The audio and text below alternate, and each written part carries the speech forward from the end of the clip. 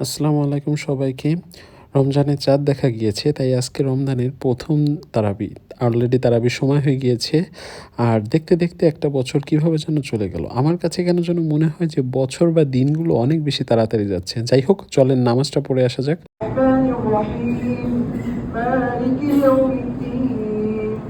আলহামদুলিল্লাহ, ১ম তারাবি শেষ করলাম আর এখন বাসায় যেতে হবে। অলরেডি অনেক ক্ষুধা লেগেছে, তাই বাসায় এসে তাড়াতাড়ি খাওয়া শুরু করে দেই। কারণ ক্ষুধা পেটে পৃথিবী গদ্যময়।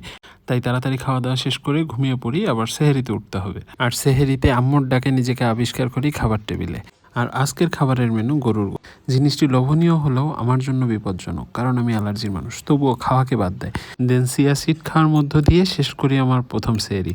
দেন ফজরের নামাজ পড়তে দাঁড়িয়ে যাই। ফজরের নামাজ শেষ করে আবার ঘুম।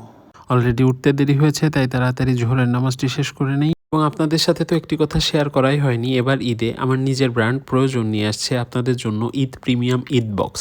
ঈদ প্রিমিয়াম গিফট বক্সে আমরা দুইটি সেক্টর রেখেছি, Eid premium gift box for female and Eid premium gift box for mail.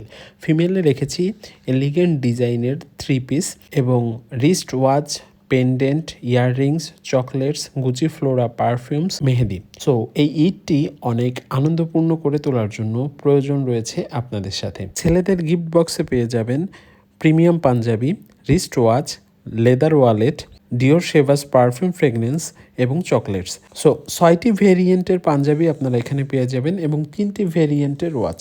So আর দেরি না করে এখনই অর্ডার করে দিন এবং এই গিফট বক্সগুলো পাচ্ছেন মাত্র ২,৯৯৯ টাকা। আপনাদের জন্য রয়েছে স্পেশাল ঈদ অফার। প্রথম 5 জন যারা অর্ডার করবেন তারা পাচ্ছেন ক্যাশব্যাক অফার এবং all over Bangladesh cash on ডেলিভারিতে প্রোভাইড করব আমরা এই এলিগেন্ট গিফট বক্সটি। স্টক লিমিটেড, মাত্র 30টি প্যাকেট আমরা কমপ্লিট করতে পেরেছি। ব্র্যান্ড প্রমোশন করতে করতে অলরেডি অনেক লেট হয়ে যায়। আসরের নামাজ শেষ করে মনে পড়লো যে আমি দই আনিনি। 5:39 অলরেডি বাজে। সো আর দেরি না করে চলেন তাড়াতাড়ি দই আনা যাক।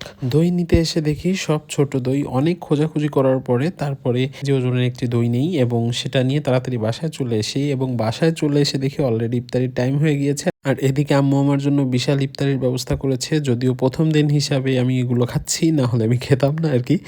আলহামদুলিল্লাহ, প্রথম রোজার ইফতারি শেষ করলাম। আর ইফতারি শেষ করেই প্রথমে আর কি অ্যালার্জির জন্য আর বাঁচছিলাম না।